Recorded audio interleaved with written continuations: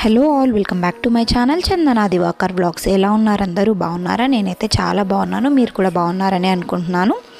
So ఈరోజు video ఏంటి అన్నది మీకు థంబ్నెయిల్ చూసి ఆల్రెడీ అర్థమయ్యే ఉంటుందండి. డే 1 ఇన్ గోవా అన్నమాట. మేము ఫస్ట్ డే ఏమేమి చూసాము, ఎక్కడికి వెళ్ళాము అన్నది మొత్తం మీతో షేర్ చేసుకుందాం అని చెప్పేసి మేము ముందుకు వచ్చేసాను.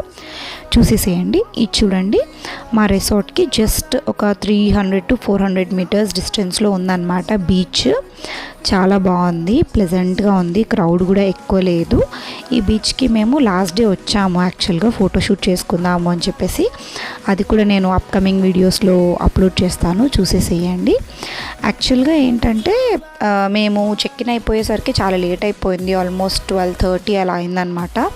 సో రూమ్లో ఒక హాఫ్ అన్ అవర్ అలా రెస్ట్ తీసుకొని ఫ్రెష్ అప్ అయిపోయి లంచ్ అక్కడే మా రిసార్ట్లోనే రెస్టారెంట్లో లంచ్ చేసేసుకొని ఇంకా సైట్ సీయింగ్ కోసం అని చెప్పేసి బయలుదేరామన్నమాట. అంటే మేము హాఫ్ డేనే, ఈరోజు మాత్రం హాఫ్ డేనే ఏదైనా కానీ చూడగలం, ఎంజాయ్ చేయగలము.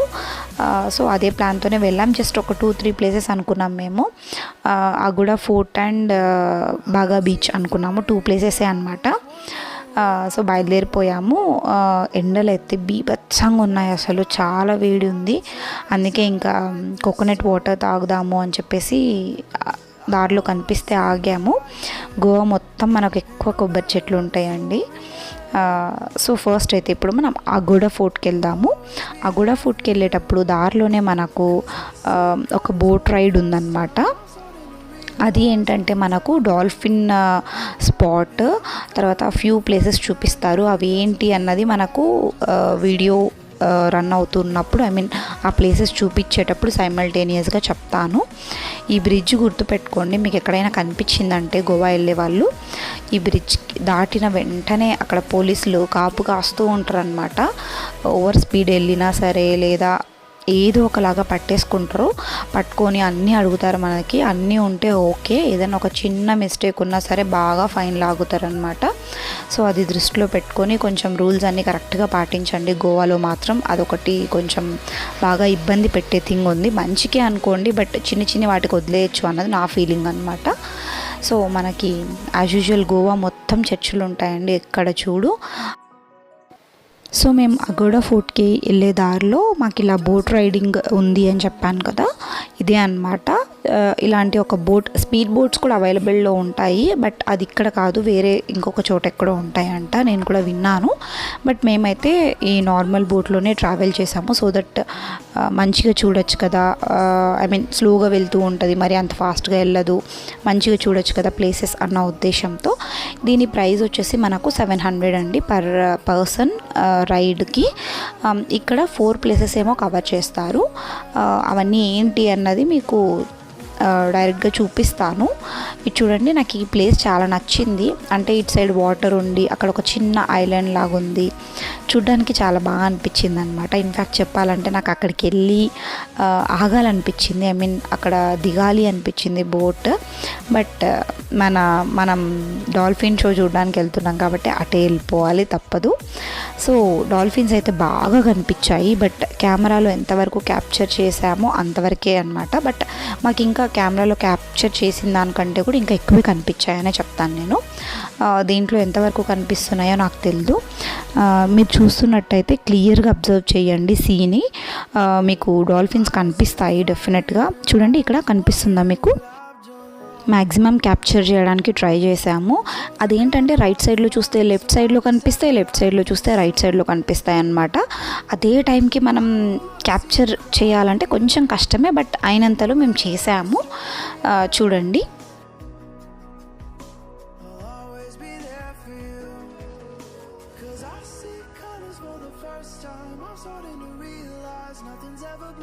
సో ఇదేంటంటే మేము ఆల్రెడీ బయలుదేరేసరికి ఆల్మోస్ట్ 3 అయిపోయిందనమాట.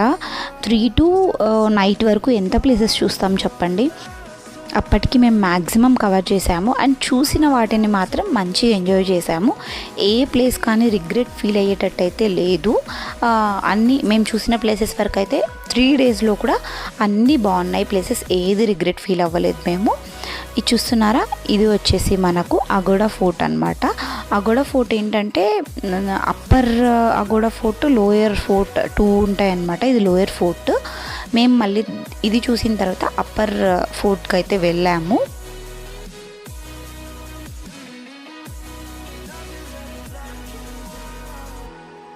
సో ఇక్కడ కనిపిస్తుంది కదా, ఇది వచ్చేసి ఒక బిలియనియర్ది గెస్ట్ హౌస్ అనమాట. ఆయన వచ్చేసి ఒక డైమండ్ మర్చెంట్.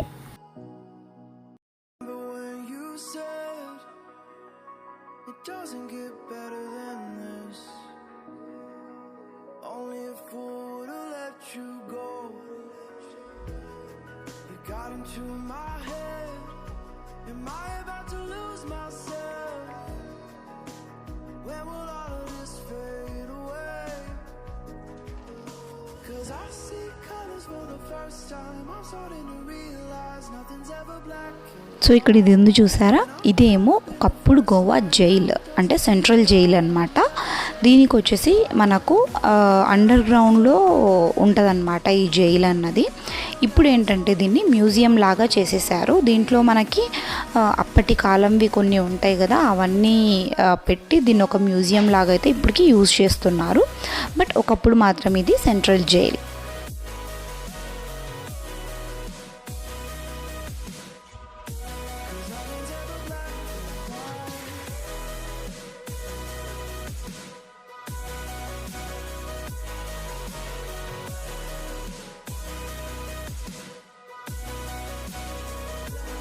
సో అక్కడ బోటింగ్ అయిపోయిన తర్వాత మేము వెంటనే అగోడా ఫోర్ట్కి అయితే వచ్చేసామండి. ఇది బయట నుంచి అగోడా ఫోర్ట్ వ్యూ అన్నమాట. బట్ ఇక్కడ ఏంటంటే మేము ఒక్క విషయంలోనే కొంచెం సఫర్ అయ్యాము. అదేంటంటే ఎండ, బీభత్సమైన ఎండ ఉంది. బట్ బైక్లో వెళ్ళాం కాబట్టి మాకు అలా అనిపించిందేమో, బట్ కార్లో వెళ్తే మాత్రం వేస్ట్ నాకు తెలిసినంత వరకు. బికాజ్ గోవా రోడ్స్ కొంచెం చిన్నగానే ఉంటాయి, మరి అంత పెద్దగా ఉండవు. పంజిమ్ అటు సైడ్ అయితే మనకు కొంచెం పెద్దగా ఉంటాయి, బట్ ఇటు సైడ్ మాత్రం చిన్నగా ఉంటాయి. సో ఆ రోడ్స్కి అండ్ పార్కింగ్ ప్రాబ్లం లేకోకుండా ఇవన్నీ ఉండాలి అంటే మనకు bike is a better option. But ఎండ ఉంటుంది అంతే, ఒక అడ్వాంటేజ్ ఉంటుంది, ఒక డిసడ్వాంటేజ్ ఉంటుంది కదా, అలా అన్నమాట.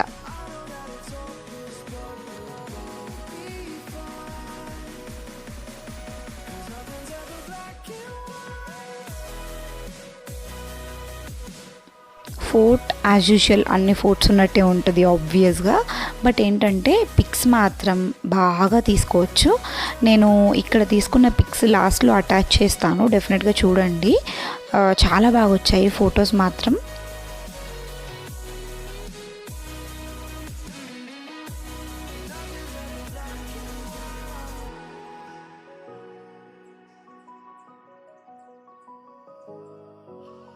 సో మనకి ఫోర్ట్ గురించి కానివ్వండి, గోవా గురించి కానివ్వండి, ఫ్యూ ఫోటోగ్రాఫ్స్ అయితే ఇక్కడ పెట్టారు.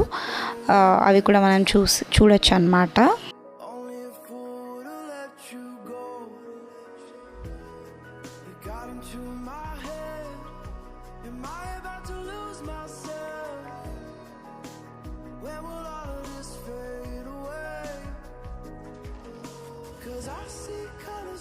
First time I'm starting to realize nothing's ever black and white, and I'm caught up in the first night, now it doesn't. So మేము అగోడా ఫోర్ట్ చూసేసుకున్న తర్వాత వెంటనే బాగా బీచ్కి వెళ్ళాము.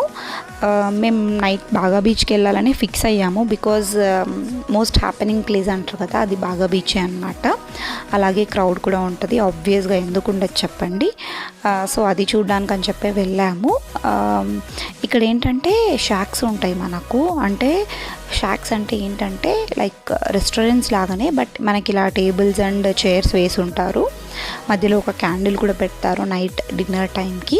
సో మనం వెళ్ళాలనుకుంటే అక్కడ ఏమైనా తినొచ్చు, డ్రింక్ చేసే వాళ్ళైతే డ్రింక్ కూడా చేయొచ్చు అనుకోండి. ఈ షాక్స్ ఏంటంటే డ్రింక్ చేసే వాళ్ళే వెళ్ళాలని ఏం లేదు, ఎవరైనా వెళ్ళి ఎక్స్పీరియన్స్ చేయొచ్చు. బట్ స్నాక్స్ అలా ఏమైనా తినొచ్చు అనమాట. అలాగే మేము కూడా వెళ్ళాము, డిన్నర్ అక్కడే కంప్లీట్ చేసుకున్నాము.